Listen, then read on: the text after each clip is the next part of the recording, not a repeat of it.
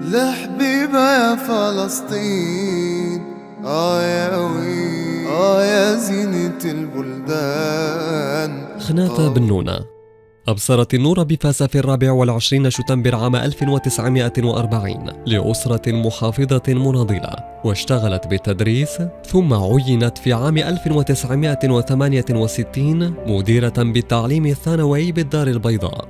رفضت خناثة أن تكون نموذجا للمرأة المغربية، وقالت: قضيتي ليست قضية التحدي وإثبات الذات، أنا امرأة عادية صادقة في اختياراتي، متبنية قضايا وطني وهذه الأمة. في حديثها عن هدفها من الكتابة تقول خناثة: أنا أنتمي للكتابة من أجل تبرير الوجود على الصعيد الذاتي والمساهمة في تغيير الواقع على المستوى الموضوعي. مسارها الإبداعي الطويل جد حافل، حيث كتبت أكثر من 10 روايات ومجموعات قصصية متحررة من الجسد والأنوثة، ومسكونة بقضايا الأمة حاضرها ومستقبلها. أبرزها مجلة ثقافية نسائية بعنوان شروق، ليسقط الصمت، النار والاختيار.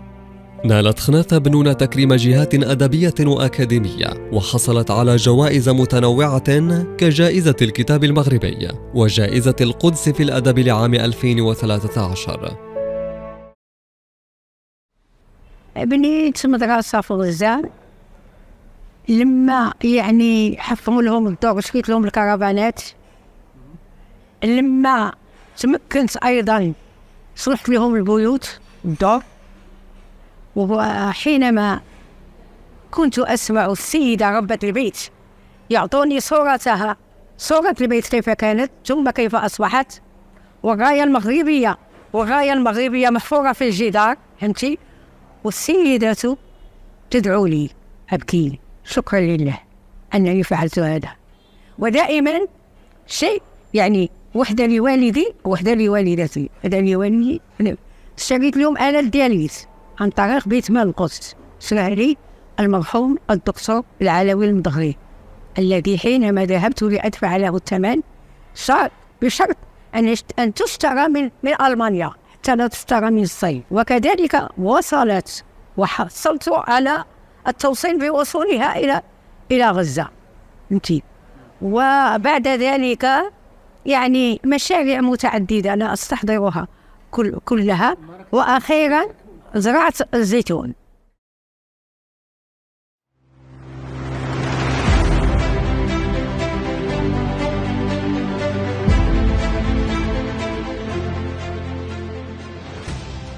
طبعا نحن بنشكر الهيئة العربية الدولية للإعمار في فلسطين، والبدعم من الأديبة المغربية خناثة بن نونة على المساهمة في هذا المشروع في تشجير أشجار الزيتون في المناطق المهددة بالمصادرة والقريبة من المستوطنات الإسرائيلية.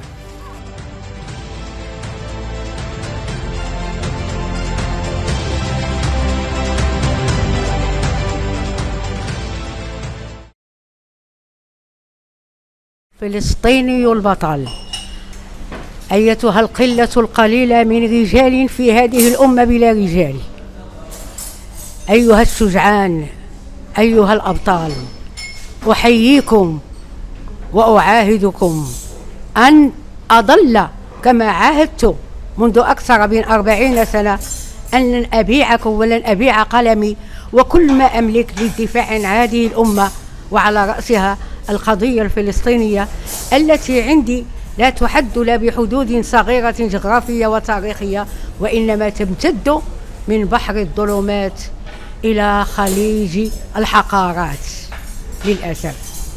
لهذا أنا أجدد العهد وأجدد الوفاء حتى ألقى الله، ولعل الأحداث الأخيرة ستأخذني إلى الله، لأنني لم أعد أتحمل إلا أن أكون في الصفوف الأمامية للمعركة لأموت شهيدة هذه الأمة، ولا حول ولا قوة إلا بالله. لحبيبة يا فلسطين، يا وين، يا زينة البلدان.